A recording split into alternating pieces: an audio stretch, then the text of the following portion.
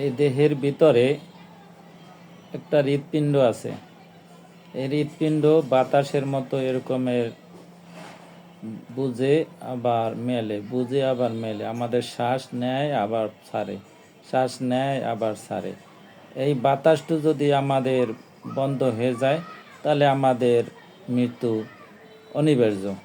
এই বাতাসটার মাধ্যমে আমরা এত অহংকার করে থাকি, এত মারামারি রাহাজানি, এত ধ্বংসযজ্ঞ, এত ঝগড়া বিবাদ করে থাকি। শুধু এই বাতাসটি আমাদের একমাত্র সম্বল। এই বাতাসটি যদি ফুরিয়ে যায় আমাদের আর কিছু থাকবে না।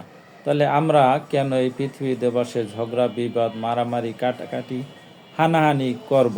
এটা যদি মানুষের মধ্যে একটু বুঝ থাকে তাহলে মানুষ এসব খারাপ কাজ বা ঝগড়া বিবাদ, রাহাজানি, জমি জামা নিয়ে ঝগড়া বিবাদ, ঘর বাড়ি নিয়ে ঝগড়া বিবাদ, মামলা মোকদ্দমা এগুলো করতো না।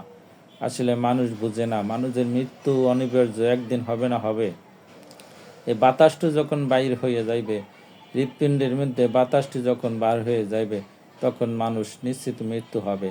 এগুলা মানুষ বললে আর মানুষ খারাপ কাজে লিপ্ত হতো না। আমরা না জেনে অনেক খারাপ কাজ করেছি। আল্লাহ তাআলা সবাইকে হেফাজত করুক, আমিন।